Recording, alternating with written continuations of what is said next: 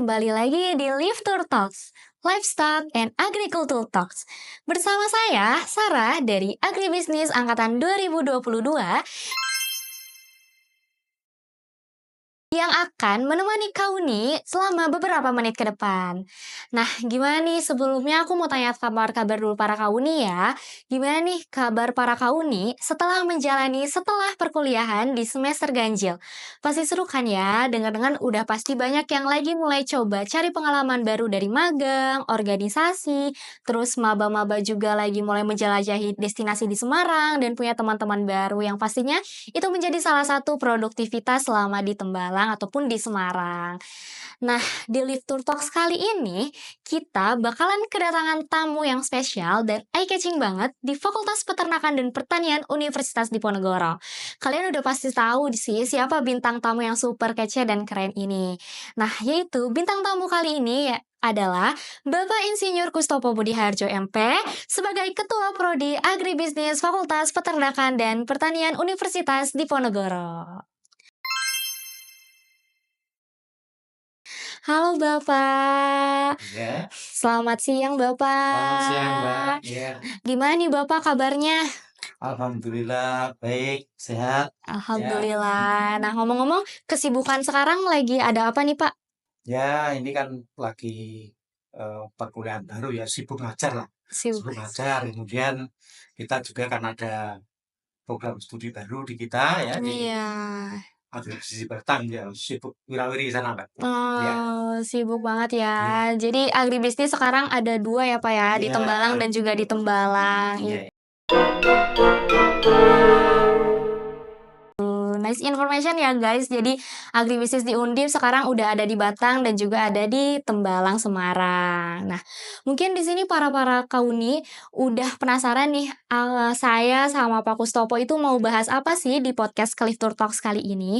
Nah, mungkin kita bakalan langsung lanjut ya Pak ya untuk ke sesi podcast kita di Live Tour Talks all about agribisnis. Oke. Nah, kan kita mau bahas tentang agribisnis ya Pak ya. Di luaran sana tuh masih banyak yang belum tahu agribisnis tuh belajar apa sih. Terus karena ada agri pertaniannya, terus ada bisnisnya. Nah, saya juga pengen tahu di agribisnis itu belajar apa aja sih Pak? Baik, agribisnis itu kan di dalamnya kan kita membahas mengenai eh, usaha ya, dari hulu hingga hilir ya, dari hulu hingga hilir. Artinya dari off-farm ya, penyediaan sarana produksi, kemudian aktivitas kegiatan produksinya ya, on-farm, sampai ke pengolahan, pengemasan, dan sampai ke level pemasarannya ya. Jadi kalau di situ kita ya belajar eh, dari segi teknis misalnya ya, teknis dalam budidaya, Iya.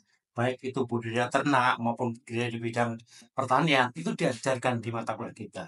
Termasuk variasi-variasi usaha teknologi yang dilakukan misalnya ya, bisnis itu kan bisa juga dilakukan secara terintegrasi.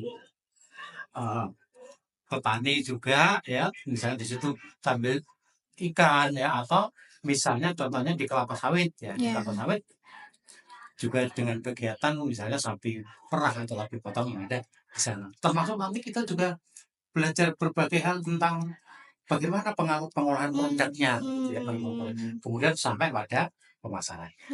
Itu yang dipelajari di Jadi di agribisnis tuh complicated ya Pak ya. Iya, kompleks ya, kompleks. Dari mulai sainteknya itu bisa teknologi-teknologinya. Iya, betul. Terus dari mulai sosumnya itu bisa kita mengelola bisnis mengenai pangan, Iya. ekonominya juga. Nah, karena tadi kita complicated, kayak kita belajar tentang IPA-nya juga, sainteknya juga, dan juga sosumnya juga. Berarti kalau kayak gitu, apa benar ya Pak, agribisnis tuh sainteknya rasa sosum gitu? Benar Ya, gak tuh Pak? saya kira ada benarnya ya, dan benarnya ya. Karena kita kalau misalnya kita di ekonomi ya, kalau kita membandingkan agribisnis dengan ekonomi ya. Kalau ekonomi itu melulu belajar tentang bagaimana menghitung biaya, akuntansi, kemudian ya semuanya yang terkait dengan ngitung-ngitung laba lah gitu ya, laba-laba perusahaan, biayanya berapa ya.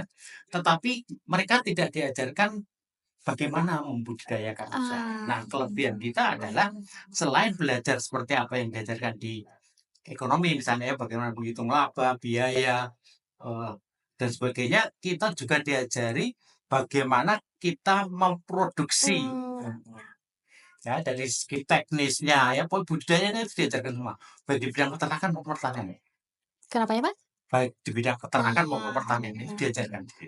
Apalagi kalau di agribisnis Undip ini kita benar-benar belajar ada pertaniannya, ada peternakannya ya, Betul, Pak, ya. iya, iya, betul. Tuh guys, jadi ternyata, bener apa itu agribisnis Saintek Rasa Sosumnya karena kita selain belajar ekonominya, kita juga belajar tentang budidaya tanaman, terus gimana kita mengimplementasikan dari pertanian menjadi suatu teknologi. Nah, karena tadi kan, agribisnis di Undip termasuk ya, Pak, ada Saintek, ada Sosum. Nah, aku pengen tahu ini, Pak, di laboratorium agribisnis tuh ada apa aja sih, Pak? Jadi di kita itu di agribisnis itu ada 2 laboratorium, Mbak, ya. Yang pertama laboratorium tentang manajemen agribisnis Mhm. ya. Kemudian yang kedua, eee, penyuluhan dan pemberdayaan masyarakat. Nah, di manajemen agribisnis ini kita diajari tentang yang lebih berbau ke ekonomi gitu ya. Mmm. Tentang ilmu ekonomi umum ya, kemudian juga diajarkan di situ akuntansinya ya, eee, termasuk juga ilmu-ilmu tentang ekonomi perusahaan, ekonomi Mmm. perusahaan pertanian, kemudian juga kita diajarkan ekonomi pembangunan pertanian ya, jadi secara global, eee, tidak hanya di perusahaan, tetapi bagaimana kebijakan-kebijakan yang diterapkan oleh pemerintah dalam bidang pertanian juga diajarkan di situ ya. Selain tadi juga di dalamnya ada, budidaya ya, ada budidaya di situ. Jadi ilmu-ilmu tentang, eee, pemberdayaan ternak ya, pembudidayaan ternak maupun di bidang pertanian juga diajarkan. Nah, kemudian yang kedua di laboratorium penjualan dan Iya, pemberdayaan. Dari namanya aja kita bisa melihat bahwa di situ lebih bersifat ke sosial. sosial ya. Di mana kita, pada mahasiswa itu diajarkan tentang bagaimana memberdayakan masyarakat, bagaimana kita, eee, belajar tentang manajemen. Kalau di budidaya tadi manajemen bagaimana mengelola ternak, mengelola Mhm tanaman, mhm. kalau ini manajemen tentang pengelolaan manusianya, ya, Oh. pengelolaan sumber daya ya. Diajarkan dasar-dasar manajemen, ada manajemen sumber daya manusia ya. Kemudian bagaimana pemberdayaan masyarakat juga Mmm. diajar di situ. Terus salah satu, peran dari perguruan tinggi itu kan lulusannya menjadi agent of change ya, agent of Mmm. change. Berarti apa? Lulusan kita harus bisa Eee, menularkan ya Mmm. ilmu yang dimilikinya kepada masyarakat. Maka kita ajarkan pula di situ bagaimana kita melakukan kegiatan penyuluhan kepada masyarakat. Jadi Oh. itu 2 laboratorium itu dan dengan pelajaran-pelajaran seperti apa yang saya sebut tadi. Jadi kalau semisal suka sama hitung-hitungan itu bisa masuk Iya, manajemen, di terus kalau misalkan betul, suka sosialisasi yang segala macam bisa masuk ya ke penyuluhan. laboratorium penyuluhan. Oke, mungkin kalau misalkan suka manajemen juga nih, Pak, terus suka sosialisasi juga, itu Iya, bisa nggak sih, Pak, kalau semisal kita pengen laboratorium MA di-mix sama PPM mungkin, DPR Pak? ya. Iya? Bisa itu, ya Oh, bisa. bisa bisa. Seperti misalnya kalau kita bicara tentang ilmu pemasaran ya, ilmu pemasaran itu ada perilaku ya, perilaku dan sebagainya. Itu kan pengelolaan manusianya, ya. Iya. Tetapi dalam ilmu manajemennya, manajemen pemasarannya itu ada di manajemen agribisnis. Ah. Sehingga kalau anak-anak mengambil, di pemasaran, utamanya misalnya perilaku konsumen, preferensi dan sebagainya, itu bisa di-mix Mmm. antara, manajemen agribisnis dan penjualan dan pemberdayaan masyarakat. Oke, tuh para kauni jadi, nggak perlu bingung ya karena di agribisnis tuh rata-rata ngajarin semuanya ya, Pak, ya. Iya. Hitungannya diajarin, bahkan sosialisasi untuk kita bisa memberdayakan suatu masyarakat yang membutuhkan itu juga diajarin seperti apa. Nah, mungkin kan Eee, aku tuh sering lihat ya, Pak, ya, kalau misalkan ada alumni Back to Campus, terus kemarin juga FVP baru Bagus, Disnatalis iya, ya, Pak, ya. Jadi, iya, banyak alumni-alumni yang nostalgia gitu ya, betul. Pak, di FVP. Nah, aku juga pengen tahu nih, Pak, agribisnis di Undip itu udah pada kerja di mana aja sih, Pak? Jadi kalau menurut saya ya, eee Ya namanya lulusan perguruan tinggi itu kan mencetak orang-orang gitu ya, yang Mhm tidak mhm. hanya mempunyai kebisaan dalam bidangnya itu saja, gitu ya. Tetapi kan menghasilkan orang yang bisa berkomunikasi, orang yang bisa bekerja sama, kemudian profesional ya, profesional berarti dalam bidangnya ya. Mhm. Sehingga sebenarnya lulusan perguruan tinggi termasuk agribisnis ini bisa kemana saja. Oh, Iya, bisa kemana saja. Nah, selama ini lulusan kita itu ya ada yang bekerja di kementerian ya, di kementerian ya. Kementerian Pedesaan ada, bahkan ada yang bekerja di Kementerian Koordinator Perekonomian ya, mmm, dan kemudian di bidang pertanian misalnya ya, termasuk perkebunan ya, ada yang bekerja di PTP. Kalau di oh Departemen iya Pertanian iya iya. banyak berarti ya, Iya di iya. Departemen Pertanian banyak. Nah, selain itu juga banyak juga yang bekerja di bidang swasta misalnya ya, baik itu di perbankan ya, itu juga juga ada, kemudian yang berwirausaha pun juga banyak. Kita mempersiapkan juga ya alumni kita untuk menjadi seorang wirausaha. Iya. Makanya di dalam kegiatan-kegiatan non akademiknya itu kita sering mendatangkan para pembicara dari para pengusaha-pengusaha yang sudah sukses ya. Setidaknya untuk memberikan gambaran kepada adik kita bahwa bidang kerja kamu itu tidak harus menjadi job seeker ya, Iya. tetapi bisa juga menjadi job creator. Itu harapan dari kami seperti itu, sehingga kami ada kegiatan-kegiatan yang sering mendatangkan para pengusaha. Oke, jadi, alumni agribisnis itu nggak hanya bisa bekerja di bidang pertanian aja Iya ya, Pak, ya, iya, setelah kemana-mana. dilihat-lihat, ke mana-mana tuh bisa tuh, guys. Ternyata alumni di kita apalagi udah pada keren-keren banget, bahkan ada yang di kementerian, kemudian ada di pemerintah-pemerintah lainnya, dan bahkan udah bisa jadi berwirausaha sendiri ya, Iya. Pak, ya. Nah, tapi ya, Pak, kenapa orang-orang tuh masih, bilang kalau lulusan agribisnis tuh kerjanya di bank, Pak? Itu kenapa ya, Pak, isu-isu itu? Ya, sebenarnya kalau kita mau lihat hasil hasil tracer kami itu ya nggak sebagian besar ya, nggak sebagian Mhm besar ya, mhm. sebagian kecil lah, tapi ada gitu loh, ada ya, ada yang bekerja di bank. Tapi kalau sebagian besar enggak sih. Artinya lebih banyak yang bekerja di luar perbankan daripada yang di perbankan. Memang cuma kadang-kadang anak-anak itu kan orientasinya kan pengen kerja yang di kantoran gitu ya, kantoran Iya. terus mikirnya kerja di bank gitu kan ya. Enggak, ya, tidak tidak sebagian besar itu Mbak, ya, Iya. tidak sebagian besar. Ada Oke memang. oke. Jadi itu memang bisa ke mana aja ya Iya, sebetulnya, Pak, kemana ya. saja iya, Jadi betul. tidak jadi masalah Iya, ya. Ya gitu. mungkin aku pengen tahu nih, Pak, dari agribisnis itu kerjasamanya kemana aja? Karena kan itu kan bisa jadi channel buat para teman-teman semua di sini ya, Pak, ya. Iya, jadi kami melakukan kerjasama dengan berbagai instansi Mbak ya, Mhm. baik instansi yang bergerak di bidang pertanian, peternakan maupun eee, penelitian misalnya. Sebagai contoh misalnya yang di bidang pertanian peternakan itu kita ada kerjasama dengan PT Farmhill. Oh, Farmhill Farmhill, itu ya. ahli di bidang hortikultura Mhm. ya. Di kampus kita sudah ada kerjasamanya. Kemudian yang terbaru itu di kampus Batang itu kita kerjasama dengan Farmhill membuka greenhouse dengan kapasitas 3.000. Wah, banyak ya, Pak, Ya, ya, cukup sangat besar dengan kapasitas 3.000. Kemudian kita juga bekerja sama dengan PT Calon Pokpan. iya Ya, PT iya, Calon Pokpan ya.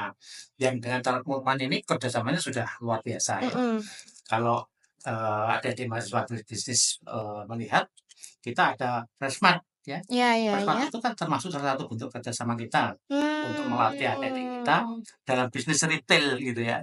Jadi adik-adik juga bisa melakukan magang di situ ya. Iya, magang di situ. oh, Bagaimana manajemen toko dan sebagainya gitu ya. mmm, Tidak sekedar jadi pelayan ya, iya, tetapi bagaimana memanage toko retail itu, bagaimana mendisplay dan sebagainya itu diajarkan di situ. Kemudian calon popan yang di kegiatan utamanya misalnya seperti budidaya ya, iya, budidaya ayam broiler, itu kita juga adik-adik biasanya magang di situ. mmm, Apalagi perguruan tinggi kan ada MPKM Mbak ya, iya iya, MPKM itu betul, sangat cocok sekali. Kemudian kita juga bekerja sama dengan PT BISI. mhm, BISI itu masih termasuk bagian dari anak perusahaan PT Tarantopan. Ya, Oh. itu kan perusahaan. Kemudian kalau dengan perguruan tinggi lain kita juga punya kerjasama ya. Kita kan menjadi anggota IPSAGRI. IPSAGRI itu Ikatan Program Studi Agribisnis Mhm Indonesia. mhm. Nah, situ ada kerjasama yang diprakarsai melalui IPSAGRI itu dengan seluruh program studi agribisnis seluruh Indonesia. Ada kerjasama. Mmm. Pertukaran mahasiswa, pertukaran dosen mengajar, ya itu kita lakukan. Kemudian juga dengan perguruan tinggi di luar negeri kita juga punya kerjasama ya, misalnya dengan Chulalongkorn di Thailand ya, kemudian Universitas Putra Malaysia, kemudian salah satu dosen kita ada yang lulusan dari Aarhus Denmark, itu kita ada kerjasama juga di situ. Oh. Terus dengan BRIN, Mbak, Oke. Badan Riset Nasional dan Inovasi Nasional, itu kita juga ada kerjasama. Nanti ada yang bisa kerjasama dalam bidang penelitian ya, ataupun magang di sana juga bisa dilakukan.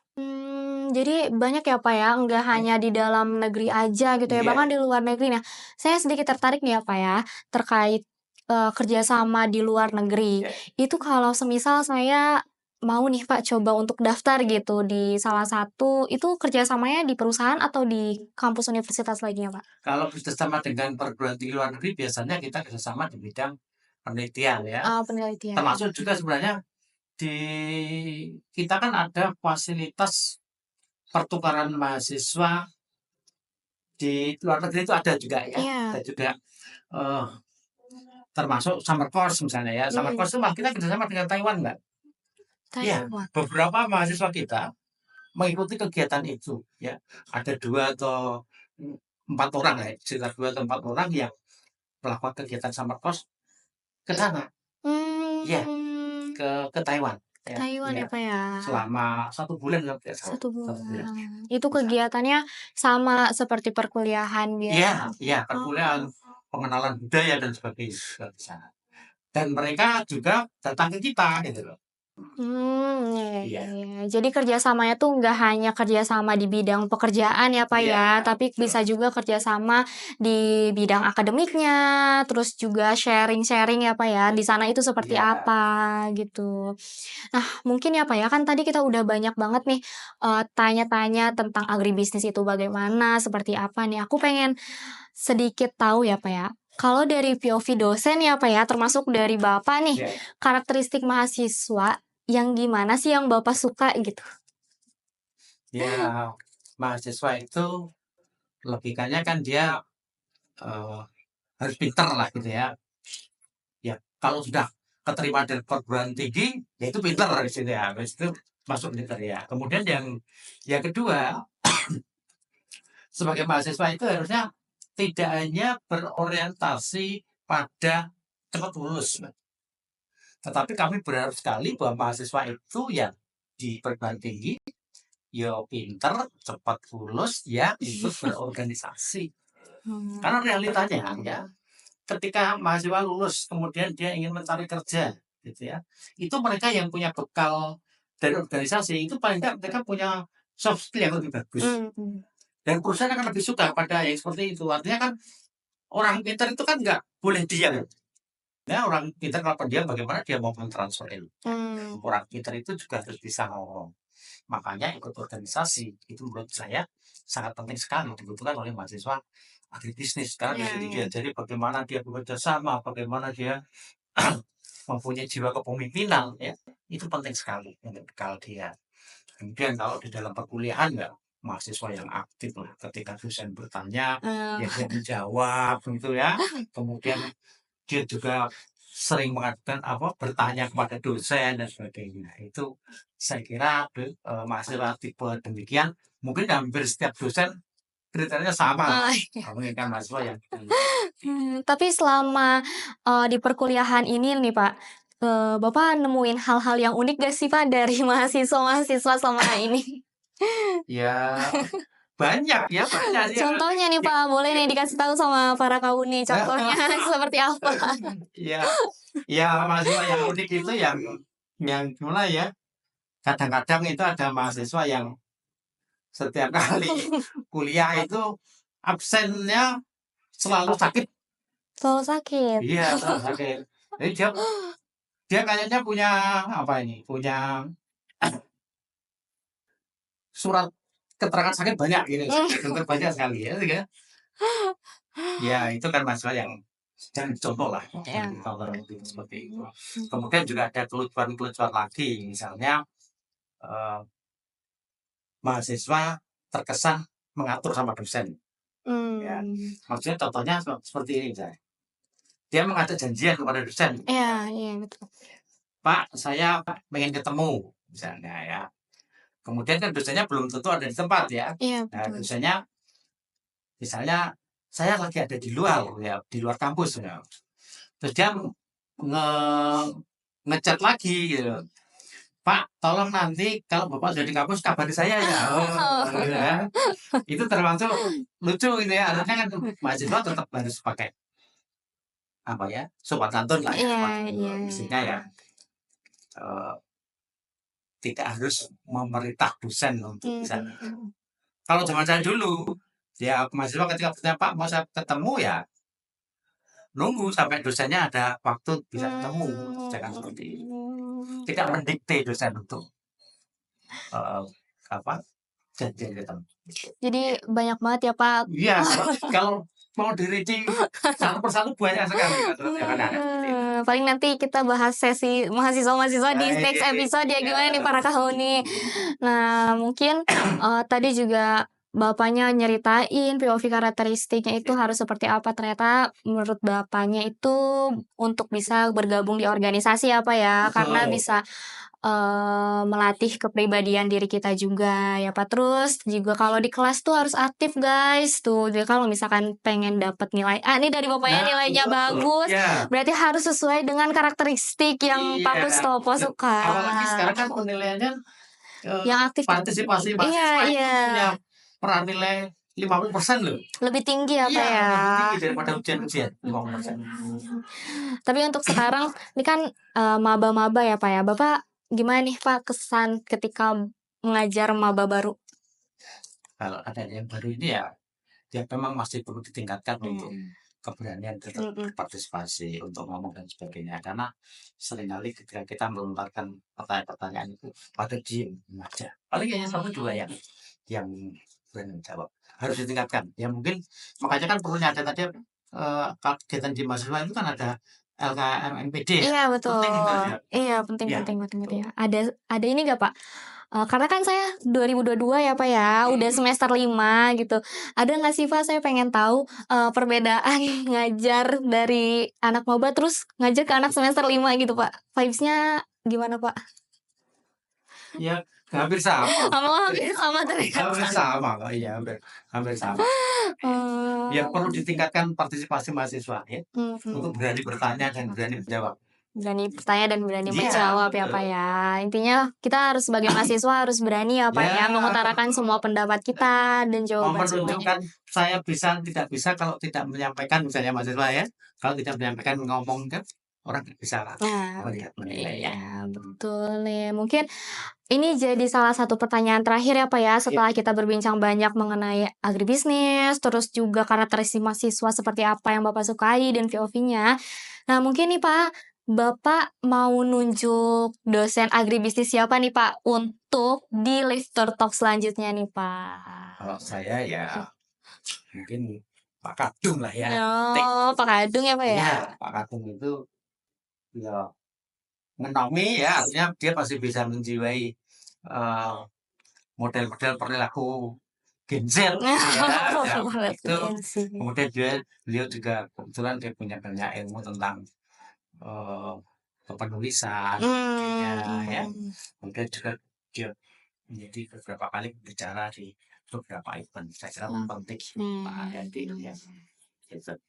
Nah, gimana nih kau nih kira-kira pengennya dosen agribisnis siapa lagi yang hadir di Lifter Talks? Nah, mungkin nggak kerasa ya para kauni, kita udah dapat banyak informasi menarik seputar agribisnis, terus udah kayak gitu juga seputar mahasiswa-mahasiswa di Undip itu seperti apa, terus juga kita tahu kerjasamanya ada apa aja, bahkan kita bisa kemana saja gitu ya Pak dari agribisnis itu. Nah mungkin dari Bapak Kustopo nih sebelum saya tutup, Ya. mungkin dari Bapak boleh dong memberikan kata-kata hari ini, Pak? Oke, ya. Jadilah mahasiswa yang aktif ya, tidak hanya melulu perkuliahan saja, akademik saja, tapi kegiatan di luar kegiatan akademik penting untuk dilakukan, dan kegiatan di dalam kampus maupun di luar kampus. Betul. Nah, mungkin sesi untuk podcast dan bincang-bincang mengenai All About Agribusiness di Left Talks ini sudah berakhir ya, Pak, ya. Kerasa ya, Pak, ya.